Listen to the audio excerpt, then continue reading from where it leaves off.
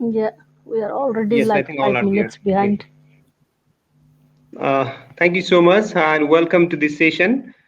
This session is designed primarily for disseminating results of an IDRC funded project, Disaster Risk Management Planning in Nepal, which is being implemented by a consortium of Nepal Water Conservation Foundation, International Water Management Institute, and Polish Entrepreneurs Inc. in Nepal. We also have one relevant paper from outside. The project I'm talking about aims to characterize three drivers of water-induced disasters: social drivers, development drivers, and natural drivers, and aims to support local governments for climate-resilient disaster management planning in Nepal. This session is co-chaired by three persons: I myself, Vishnu Pandey, and Dr. Mina Adhikari, I think she is there, right?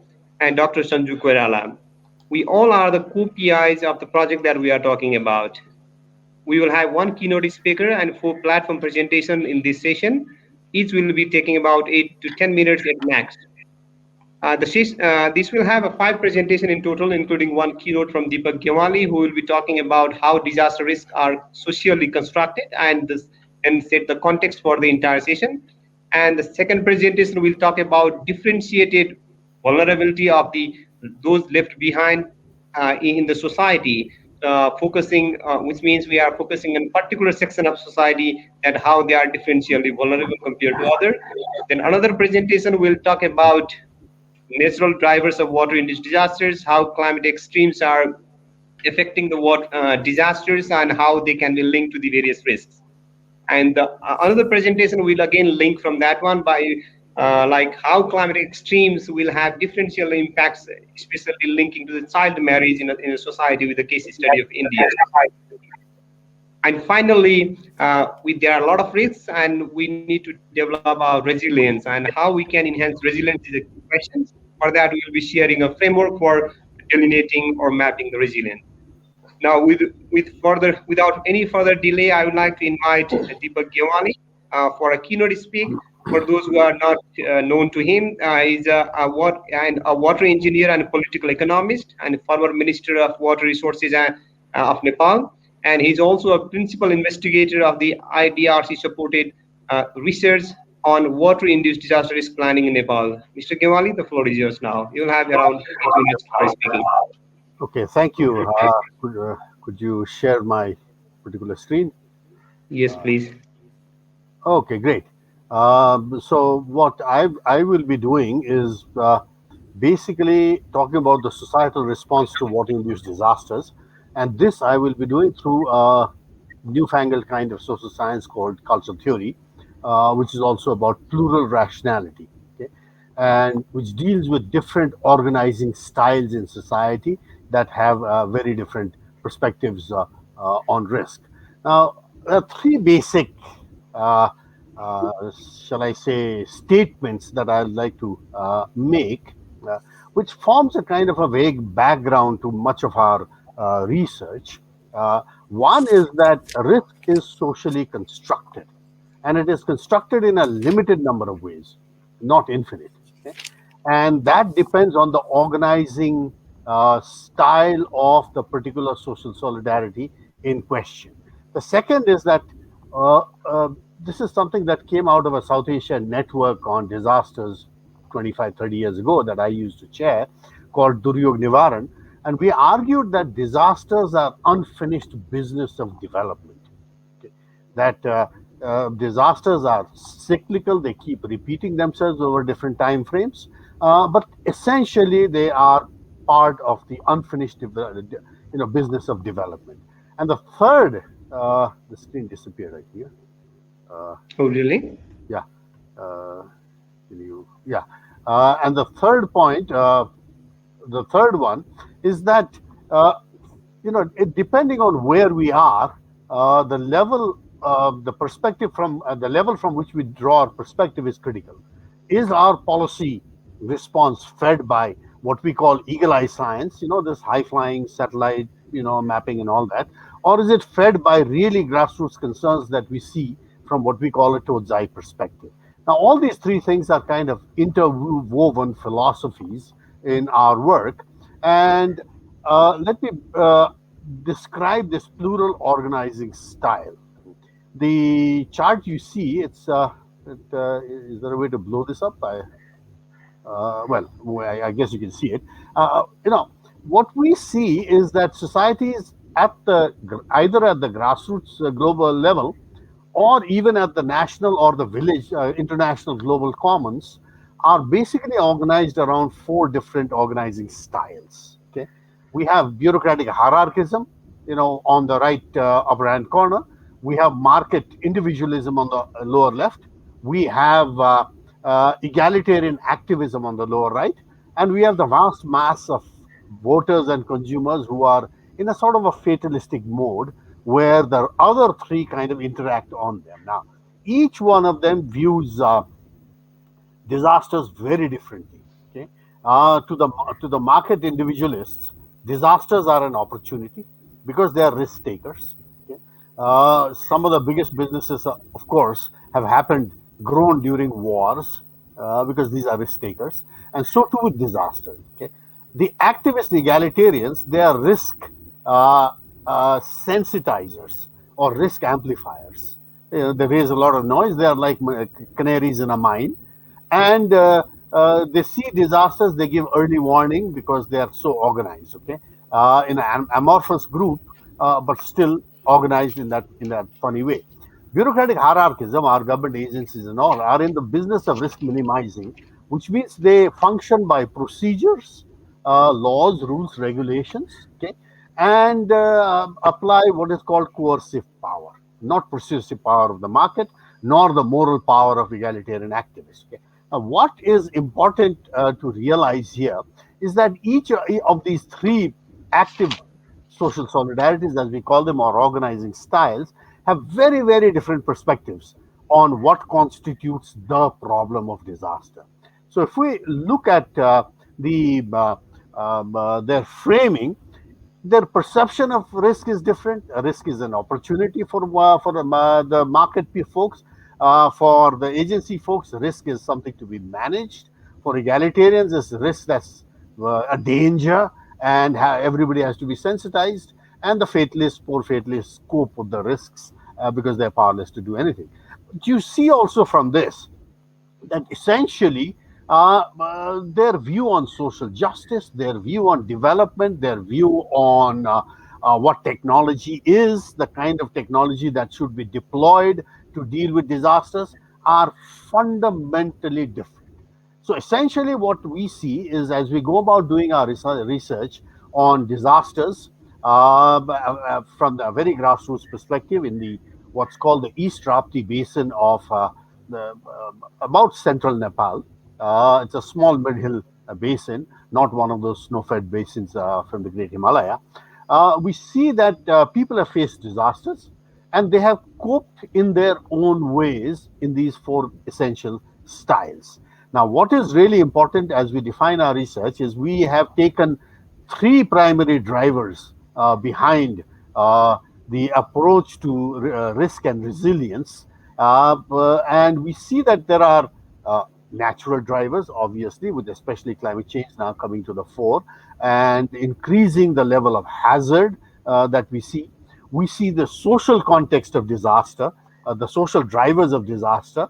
Within a migration context in Nepal, a massive out migration both within Nepal and abroad, to India, to the Gulf, to Malaysia, where almost every household has got somebody outside. And during times of disaster, this becomes a real problem because those left behind are women, children, the aged, and the handicapped. And hence the response, and these are the ones who face the response, even though in good times, these people going abroad send money and helps the family economically, but in times of disasters, they are not around to help. So the response that comes during disasters is very different. And finally, we have the development drivers, or as we call it, maldevelopment drivers. So there are maldevelopment drivers that create the resilience depletion. We all think that development is a good thing, but you can have good development and bad development. And especially bad development ends up visiting disasters or depleting the resilience of particular communities, and especially the vulnerable communities down there, when a massive water-induced disaster strikes. So this is important because the keynote speaker this morning, Nick Schofield, also highlighted the problems of both the nexus approach and the fact that water is not exactly a discipline or a sector, but the focal point of many, many, many sectors. Okay, hence dealing with water needs this nexus approach, which this kind of social science that we are exploring allows for a larger framing of the problem and including many more people than just government agencies or just market forces. It also allows these civic movement groups in from villages to the global commons to be part of the solution. So my colleagues will take up the rest of the points, and so I hand over to Vishnuji for our primary presentations by our colleagues. Thank you very much.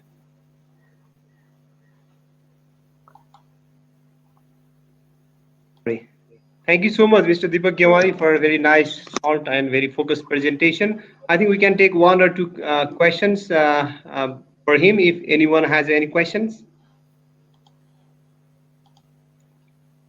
Yes, Do you have any questions to him? there are people who have met me in Kathmandu 20 years ago. Yes, hi, Loy. Good to connect. And Babel was there, I believe, some time back. Yeah. Okay.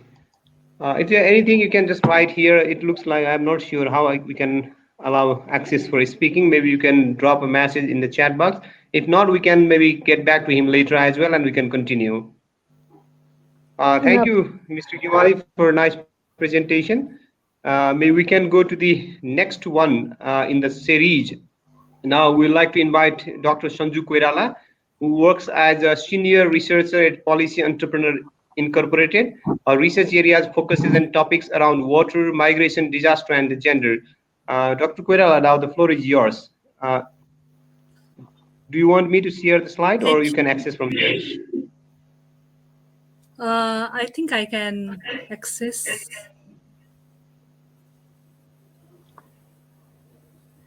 Thank you, Vishnuji. I think whatever I said, it got lost. Okay. It's there. It's there. Now maybe you can. So, Vishnuji, can you please hear it?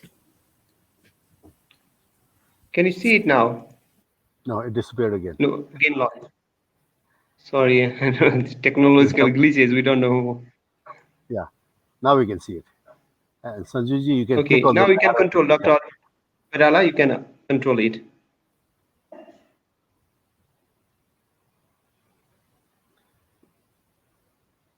Dr. Sanju, are you there? Hello.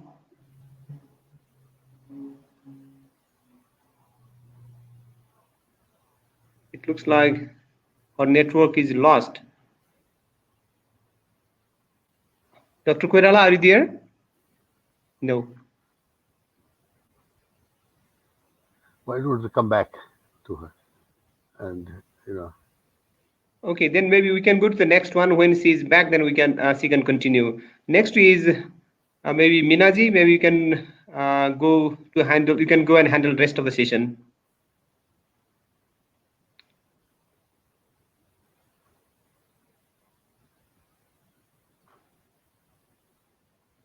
Okay, while Sanju is not there, maybe I can continue with my presentation to save the time.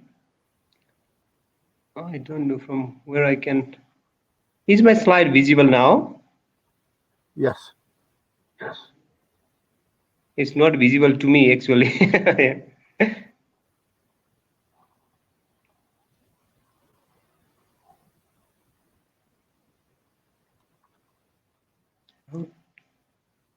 Sorry, I don't know. I can't make it large. We can't. Interesting, yeah. Excuse me.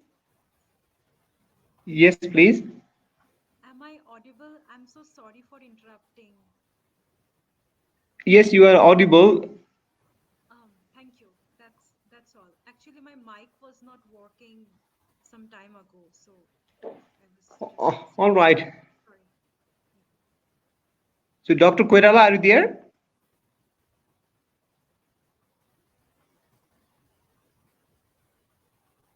People got disappeared from here. I don't know what's wrong. I don't know how to make it.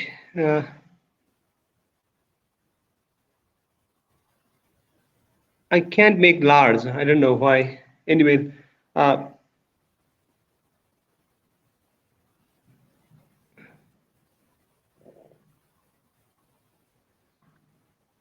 let me try with this one.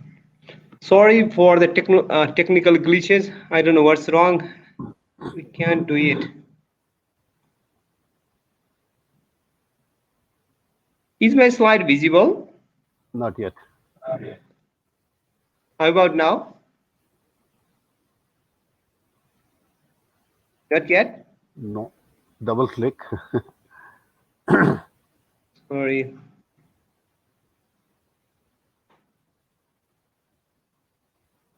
Okay. I'll be talking about natural drivers of water-induced disasters with the case of the extended East Tapti Basin in Nepal.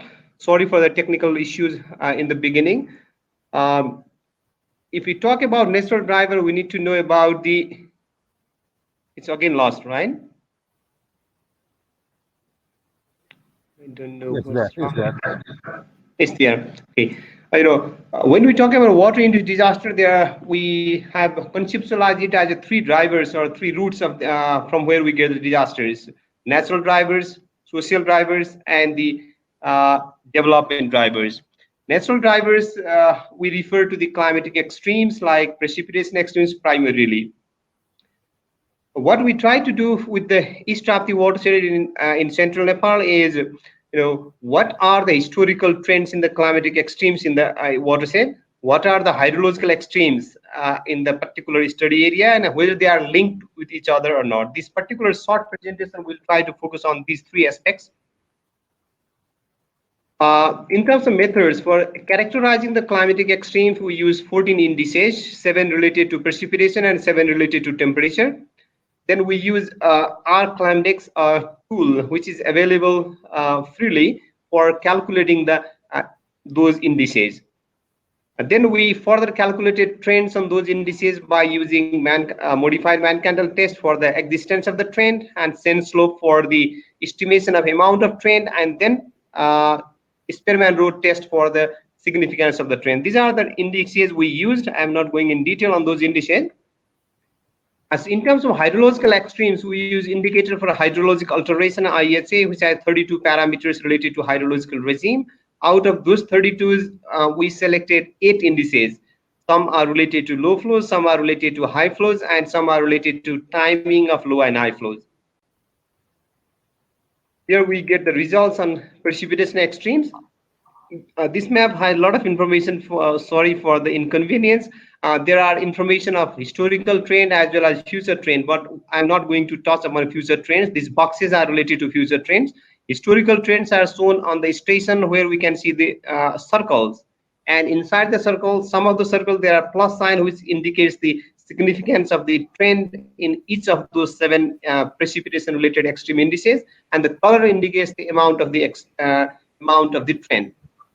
We can see that most of the rainfall, heavy rainfall related indices, for example, maximum 1-day rainfall, maximum 5-day rainfall, and others are increasing over the years. This indicates that the extreme events are increasing. In addition, number of heavy rainfall days are also increasing. For example, a number of days with the rainfall more than 20 millimeter, R20, is also increasing with the statistics given here. Of course, it varies with the different station, but there is an increasing trend. Same for total precipitation. And interestingly, consecutive dry days are increasing, whereas consecutive wet days are decreasing. It also indicates that we really have the climate precipitation related extremes in the area. We further try to see whether there are extremes related to temperature or not, and also we develop similar types of the plot like shown here. It shows that TXX, which refers to maximum of daily maximum time series, which is increasing with the trend value given there. T and X, the maximum of daily minimum temperature also have the increasing trend, and several indices indicate that there is a general warming in terms of warming nights and warming days. There are no change in warm spell duration, and for other indices, there are the mixed trends. Then the rainfall and temperature clearly indicates that based on the indices we have used and this historical analysis, we are moving towards the climatic extremes and they are increasing over the years. Then we further try to characterize hydrological extremes. There are a lot of indicators here, but among them we try to focus in this discussion about only 8 indices like mentioned in the beginning. Low flows, indices like 1-day low flow, 3-day minimum flow, and 30-day minimum flow, etc., have the increasing trend. And these all the indices indicates that in a summary that we are moving towards the dryness, because the decline flow or increasing the duration of the low flow all indicates that we are moving towards the drier future, means dryness. So we also try to see the maximum flows, like using indices like 1-day, 7-day, and 30-day maximum flows and others. This also indicates that there is this statistic here shown here indicates that we are moving to high variability in flow. These are again related to the some form of extremes. And finally, we see that there are climatic extremes and also there are the hydrological extremes. Do they have some connections, or they are just extreme events recorded by incidentally? For that, we try to relate some of the indices related to hydrological extremes to the some of the indices related to precipitation extremes, because precipitation and the discharge or the uh, heavy discharge are highly related, with the equation like shown here. Q is equal to CIA, where Q is the discharge and I is the rainfall intensity. Then our analysis using selected flood events shows that there is a clear link between hydrological and climatic extremes in the area. With this, all this characterization, what we can conclude is that there are climatic extremes in the area, like as indicated by heavy rainfall events are increasing over the years, uh, and also the number of the days with the heavy rainfall are also increasing, and there's a increasing warm nights and warm days. There's a clear indication of increasing climate extremes in the area. Hydrological extremes are also increasing over the years, and there is a clear link between hydrological extremes and climatic extremes. So we can say that hydrological extremes observed in the area are due to the climatic extremes. I will stop here, and I will be happy to have any questions that you might have.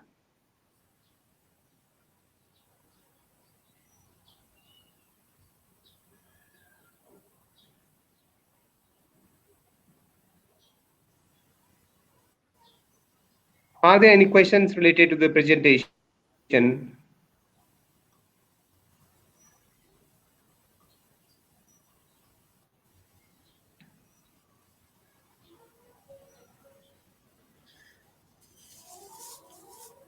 So if there are no questions for the time being, perhaps we can move ahead. And if there are any questions, you can just drop in the chat box. We will be happy to respond at the end of the session as well. Now I will hand it over to Dr. Mina Adhikari to take care of rest of the session.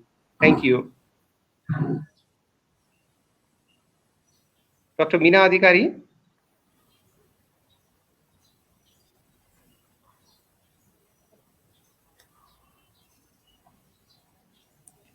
I think we again lost connection with her.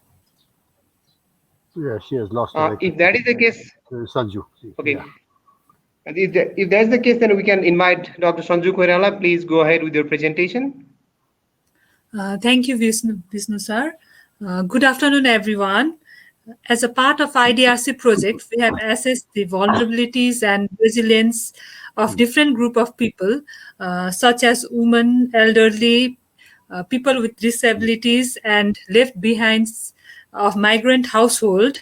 Uh, Among all those assessments, today I'm going to present the findings on WID and differentiated vulnerabilities of those left behind of migrant household, taking the case of extended East Rapti River watershed. Vishnuji, can you please share my PowerPoint? Okay, Is it thank you. visible now? Maybe you might have control on it. Yes, Thank you. yes.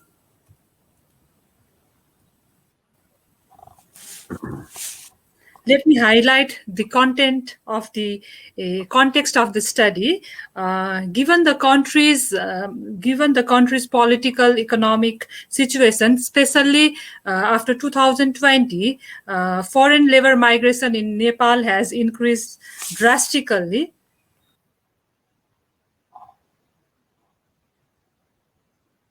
Current employment have issued over 4 million labor approval from fiscal year 2008-2009 to 2018-19 to work abroad.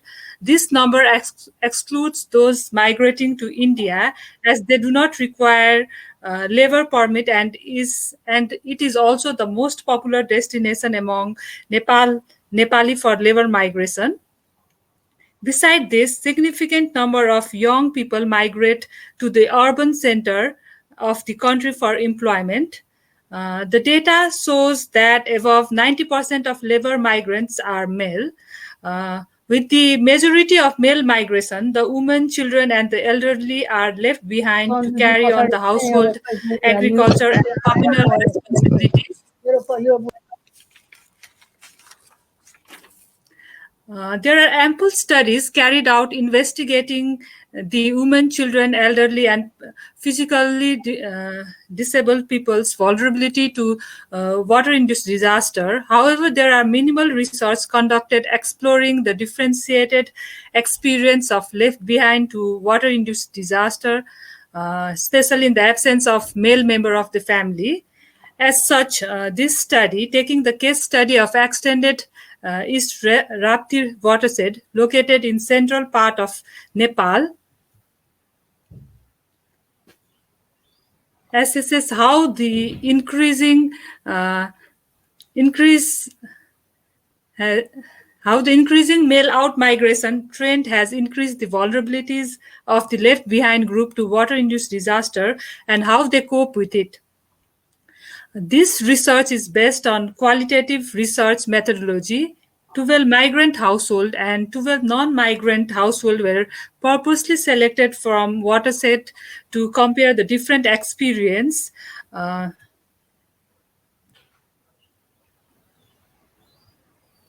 Let me show you the picture of the watershed. As you can see, the study area, the watershed is located in the central part of Nepal. The specific locations where the study was carried is highlighted. This location were purposely selected as they are prone to water-induced disaster. Uh,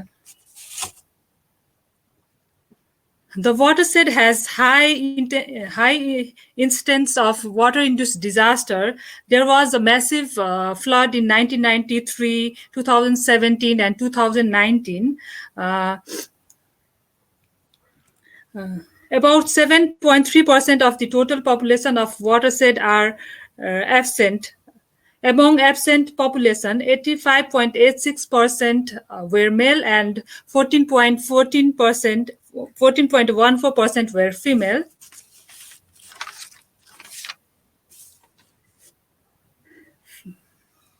Now let me go into the findings and discussion. Characterization of migrants and those left behind. The internal migrants of watershed were seen to be working mostly as a mason, drivers and laborer in the city of Kathmandu, Pokhara, Bhairava, whereas external migrants were found working in different places of India, Gulf and Malaysia in low-skill work. The male migration was found creating de facto household heads, most of whom were women, mostly wife and the mother of left behind. In household where elderly man was present, the household head was a man. Although the major source of income is remittance, all the left behinds were also engaged in subsistence agriculture, livelihood rearing, sharecropping, and a very few in sand mining operation. Even the elderly were found rearing the livestock like hen, cows. So, like they were not only dependent on remittance income, but were also found working in other sector as well.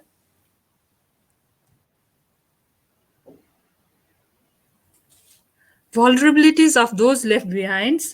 Prior to disaster, most of the left behind household in comparison to other received information lately. This is especially because the male member of the community were found keeping watch at the river level, and in the absence of male member they had to rely on SMS telephone calls. Further, those who didn't know how to use mobile, especially elderly, did not receive information timely. As such, there were uh, instances where their belongings were damaged by flood. They also had less hand to support in keeping belongings to safer areas. During evacuation period, again the left behinds were found risking their life to save belongings, cattle, and family members. Due to delay in receiving information, they were delayed in evacuating also. It was more challenging for left behinds with illness, elderly members at home, and family with disabled family members and children. In shelter, they reported feeling vulnerable, insecure, and lonely in the absence of male members. Post-disaster, there was increase in work and economic burden for left behinds. They were solely responsible for cleaning and repairing replanting crops, in addition to their regular household chores and caring and taking care of family members.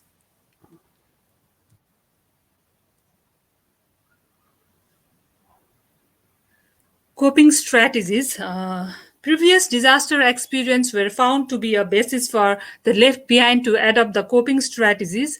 Left behinds were extra cautious in shifting belongings as the sign of danger surfaced or when they received disaster warning, as they had less helping hands. Behinds were found establishing contacts and requesting people to deliver information regarding the rise of water. Telephone and SMS were widely used, and social media were widely used to receive information as well as to get emotional support from the migrant who was not around. During disaster, they, like other non-migrant household members, were found sheltering in neighbors' house or other safe areas. They were also found investing the remittance income in constructing concrete house and with raised platform to prevent flood water from coming inside their home. Beside individual coping strategies, communal coping strategies such as cleaning the area and repairing road water outlets were also helped left behind post disaster. Social groups like microcredits and mother group provided financial as well as moral support to few left behind household post disaster.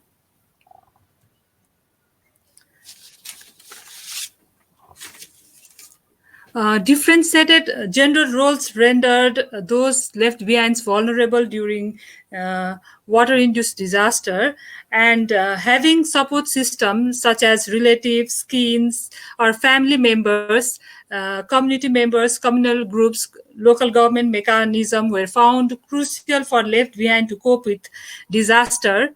Lack of communal or institutional mechanism to focus on those left behind. There were lack of communal and institutional mechanisms to focus on left behinds. They were not given the needed attention.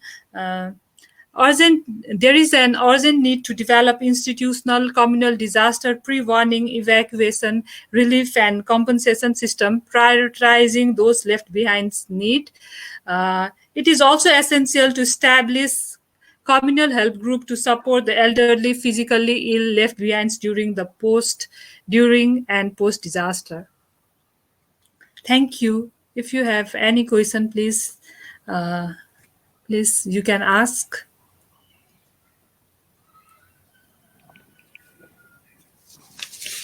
Thank you, Dr. Koirala. We can entertain a couple of questions if there are any. Do you have any questions, anyone? You may feel free to write in the chat box and Dr. Koirala will respond. or if you take some time, that's also fine. And if there the time will be there, then we can have interaction at the end of the session as well. If there are any quick questions, we can take right away. Any questions? So if not, maybe we can move ahead, and when there will be more questions, there's one question. Question 4. It looks just like a comment. So thank you, Dr. Koirala. We'll move ahead, and if there are more questions in the chat box, we'll use the opportunities at the end of the session to answer them. Thank you so much. Okay, thank you, Vishnuji. Now we'll move ahead with the presentation from Jalum Sarkar. She is MPhil Research Scholar in Economics with the Jawaharlal Nehru University, popularly known as JNU in India. Research interests include economics of climate change, feminist economics, and development economics. She will be talking about linking climatic extremes with the child marriage in the climate hotspot with the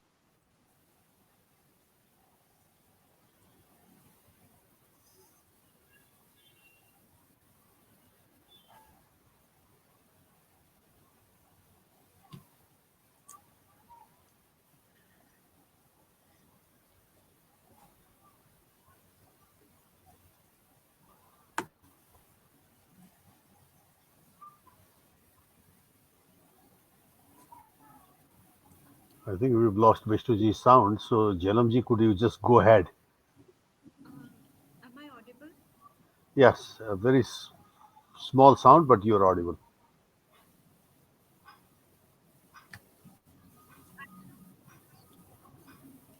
Vishnuji is back. yeah, I was disconnected. Sorry for that. Yes, please go ahead. Jalamji might need to Jalum. increase your volume. Yes. Good afternoon, respected chairs and esteemed participants and dear audience. A very good afternoon from India. I'm Jhilam, and I'd like to present Yeah, good. my work in progress, um, linking extreme climate events with early marriages in climate hotspots, with a special emphasis on Uttarakhand. According to the Global Climate Risk Index of 2021, less developed countries are disproportionately worst affected by climate shocks. India, in particular, has attained global rank of 7th in this regard.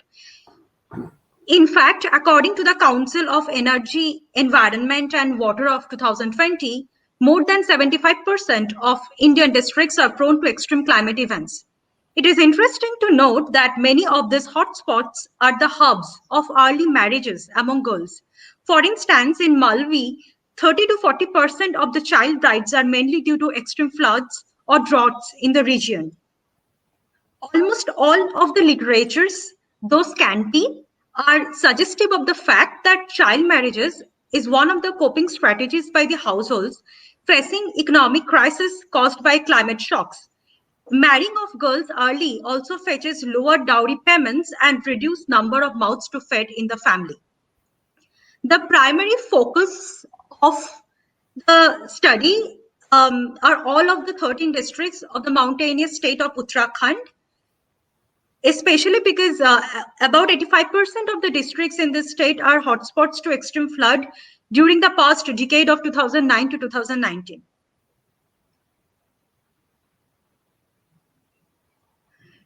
For the analysis, principal component analysis has been used to build child marriage indices for the districts as a whole, as well as for individual rural and urban areas of the districts. So the reason I have used this method of estimation is because the complex nature of the relationship between the socioeconomic variables and climate change, and also because of the large number of variables that has been used. So there are total 16 variables are being used and broadly categorized under the categories of vulnerability that depicts uh, female population's access to education, gaps in literacy rate, and also the percent of young women aged 20 to 24 years, but married before 18 years, and who are already mothers or pregnant during the age group of 15 to 19 years at the time of survey. For the precipitation purpose, I have used the coefficient of variation of seasonal precipitation in the months of June, July, August, September, as well as average frequency of heavy rainfall days and the skewness and kurtosis of the seasonal precipitation. For the district household amenities, which are also the indicators of the socioeconomic status, percent of the households without access to electricity or clean fuel for cooking and improved sanitation facility or without improved drinking water sources are also being used in the analysis. So it was found that in both the rural and the urban areas of the districts, Pauri Garhwal district depicted highest index value of unity, followed by the districts of Pithoragarh, Bageshwar, Chamoli, and Champawat, with hovering around 0.721. Haridwar and Uttarkashi exhibited values in the range of 0.5 to 0.6. Just to note that the indices so formed are in the range of 0 to 1, and as we move towards the higher values, higher is the child marriage index. Also, it's interesting to note that while the social variables, such as percent of female population with less than 10 years of education, gaps in literacy factors, and household amenities of sanitation or clean fuels are both common in rural and urban areas, coefficient of variation in seasonal precipitation is a substantial contributor to the variation of the child marriage index in the rural areas, but it was not so significant in the urban areas.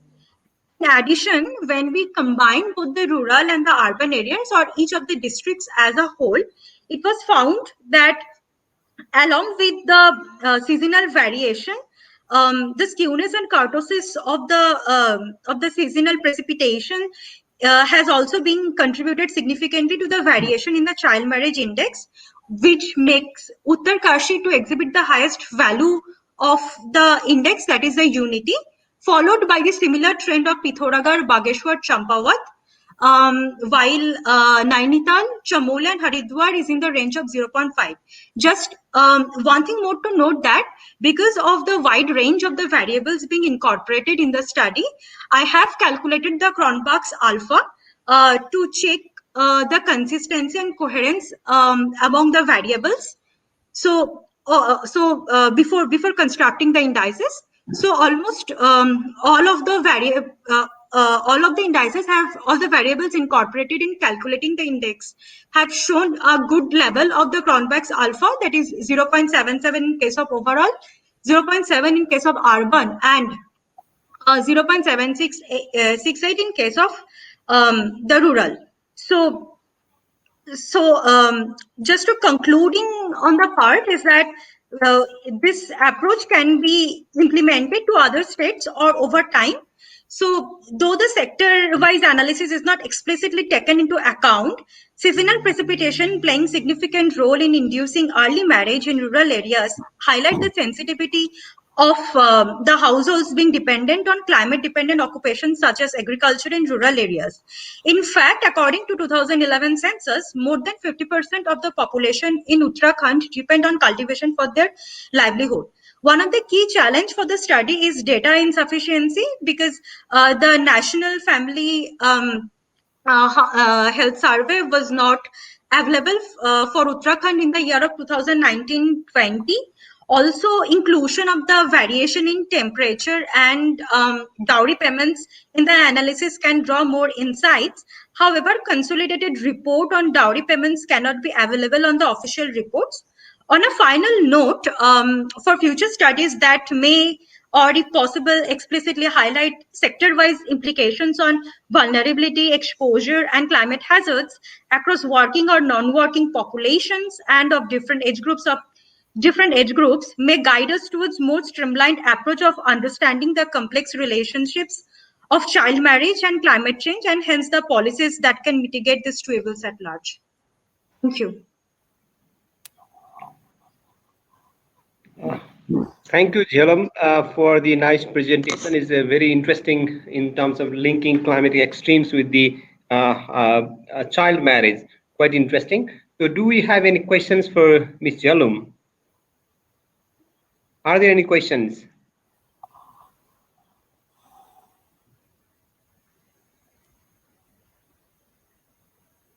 Hello? Am I audible? Yes. Yes. Are there any questions for Ms. Jhalum? It looks like there are no questions so far. There is one for Dr. Sanju Koirala, and there are no other questions. So, thank you, Jalum, for the nice presentation. We can go to the next one. Thank you so much. If there are any questions, I will invite you at the end of the session. All right. Thank Thank you. you. Thank you for giving me the time. Now, the next presentation we will have from Mina Adhikari. Dr. Mina Adhikari is a DRR expert, a PhD in emergency management from Massey University and research. She is also currently a research coordinator to an IDRC supported project on water-induced disaster risk management planning in Nepal that we talked right in the beginning. She will be talking about the framework for measuring resilience to water-induced disasters in Nepal. Dr. Adhikari, now the floor is yours. I can't see her here. I don't know. Can we see her? No, I can't see her. Oh, there she is. Yes, she's coming. Oh, Yeah. she's here. You are muted, Dr. Adhikari. Now, is it all right? Yes, Yeah. Yeah. it's all right. Please share your Oh, slide okay. and go ahead. No, please share it from there. I might lose All right. the internet. I'm using Okay. mobile All right. hotspot, so I can do I from lost the here. electricity. Yeah. Is it okay now? Can you see it? Yeah, yeah. Today, like our keynote speaker and the three presenters already there. One from Jalum, she talked about more on the cases for case from India, and then Vishnuji and Sanjuji they talked about vulnerabilities and climate impacts from East Africa region. So I'll continue on talking about framework for measuring community resilience. This was, let me go to the, can you see the next slide? Yeah. Yes, we Okay, can. I'll just go to the goal. The overall goal of that IDRC project is to enhance the resilience of local communities with particular focus on women, girls, children, marginalized communities, and those left behind. So after doing several like qualitative projects, we had findings from qualitative projects. So at the end, while working with local governments collaboratively, they decided to identify decided us to do a baseline for them on resilience. For that, we just extracted outcomes of the major outcomes that are relevant for assessing resilience. I'll just briefly introduce with the findings that came up from our qualitative studies, and then we did have a review of several like disaster resilience framework from the global literature, and then I'll talk about how we conducted that literature review and what came up, how we designed the framework suitable for water-induced disasters for Nepal. Yeah, here are some of the findings that are relevant to developing resilience. For one of our colleagues have already talked about gender differentiated vulnerabilities. I won't go much on that, but there was certainly one factor called migration in Nepal. Extended its rapidly the central region that's really a business hub, where it's an industrial hub and a very huge potential area where agriculture is the primary livelihood. In that area, people migrate from adjacent villages or countryside for livelihood opportunities, but there are also difficulties. Those who get stable like livelihood access opportunities, they have better livelihoods, and then those who live in the slum, who cannot afford to live in better quality houses, who cannot afford stable jobs, they had like wage laborers and then casual jobs. They suffer from natural water-induced disasters much more. That was one impact, and then besides that, the relief and aid support. Most of the development activities in that region are supported by external aid, because Nepal is a developing country, so it's more its development is aid dependent. So that has an impact on that. Besides that, there are a lot of policies that talk about land use planning, but there are gaps. Still, those policies are not applied well enough in practice. So that has also an impact on community vulnerabilities. And then the another important thing was the design and quality of infrastructures, housing qualities. Those people who were living in single stories houses or maxims, they had huge impact when there was huge flood. While on the other hand, those people who lived on reinforced concrete infrastructures with multiple stories, they had the opportunity to go upstairs and then save their life and properties. And then there was issue of settlement pattern in informal settlements, particularly those who like migrants who could not afford who could not afford to rent good houses. They had to live on public lands, building maxims, and then close by rivers. So they had been impacted by water-induced disasters like flood. And then there are market hubs which are really like constructed 70, 80 years back. They have like constricted drainage and the narrow alleys, so that makes evacuation and then planning very tough. And then when disasters happen or when flood takes place, it's really hard to rescue people and then provide relief and rescue support. Likewise, there was one critical factor, that's the relationship between disaster management institutions and the communities. In those communities which has really closer relationship from the beginning and then have collaboratively worked with disaster management institutions, they survived well during disasters. They could access relief and rescue support quite easily in comparison to other communities, those who had little access or who could not afford to have that access due to several like factors including marginalization. And there were like social safety nets, social networks, and kinship support. And then there was another one important factor, intra-household power relationship, that has a huge impact on gender differentiated vulnerability. Likewise, in post-disaster situation, there was like a psychosocial vulnerability. People suffered post-traumatic disorders and then other kinds of disease. They were really like they had traumatic issues. So that sort of things were seen in our like qualitative analysis. Besides this findings of the qualitative analysis, we also did a extensive literature review from the global available global literature. These are some of the examples of the literature. I won't read them. We did 54, we did like 24,000 or 2,400 literature survey, and then from that we came to like 54 using systematic review, and then from that we extracted multiple common indicators, variables, and dimensions. For doing that, we developed a evaluation criteria to evaluate each framework. We used theoretical comprehensiveness, including like what was the concept used, and then how the researchers viewed the theory, what was the view of the researcher, and then what concept was measured, how they have measured, and what was the scale and what approach they used, and what were the dimensions and indicators they used in their analysis or literature. Based on this criteria, we analyzed them, and then from the review and the qualitative findings, we came to the conclusion that capital based approach was one of the one of the well adapted approach in disaster resilience. And then we also accepted that, and then we used that, and based on that we divided our parameters into like 5 dimensions.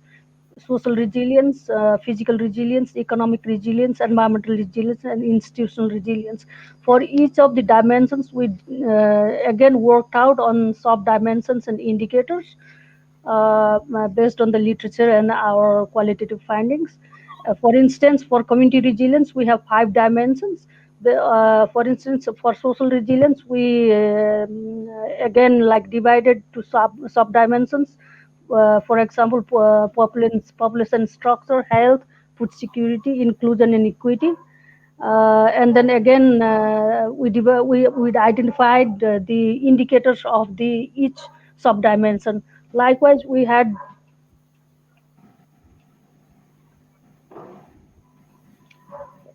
dimensions, sub-dimensions, indicators, and then we developed the questionnaire for doing the survey. We did a we did a bigger survey, like 1,200. We included 1,200 households in our survey, and we already have done that survey. And now we are in a stage of analyzing that data, and then hopefully by the end of next month we'll have our preliminary results. So I'll just end up, instead of reading all the indicators, those who are interested, they can just access this PowerPoint and then look at what were the key indicators we have used in all of the 5 dimensions. I can just scroll down and allow people to just have a quick look.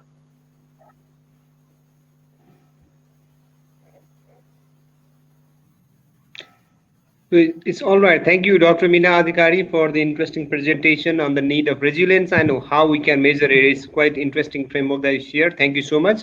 Maybe you may stop the slides here, perhaps.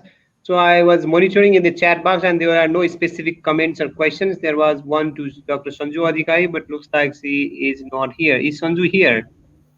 No, I can maybe see her.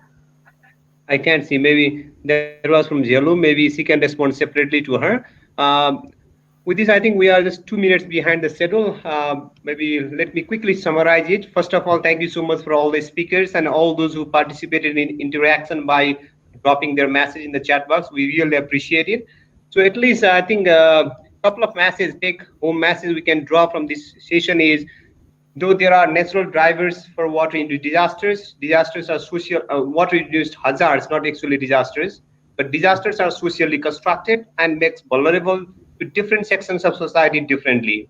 Second message we can draw is climate extremes are observed in the study area that extended east of the watershed, as we can see from 3-4 presentations related to that. There is a link of climate extreme to hydrological extremes very well established. Such third message is such climate extremes can have various social consequences, including impact on child marriage, as we could see with an example of India. And finally, we need a customized framework for measuring resilience to an area of interest, and interventions should be made by monitoring the resilience in a regular interval to make a society or community resilient in a long run to cope with the water-induced disaster. So with these 4 take-home messages, I would like to thank you all once again. We are already delayed by 4 minutes, and request all of you to join to the lobby. I think we'll have a plenary later, right? Thank you so much. Have a good Thank time. Bye-bye.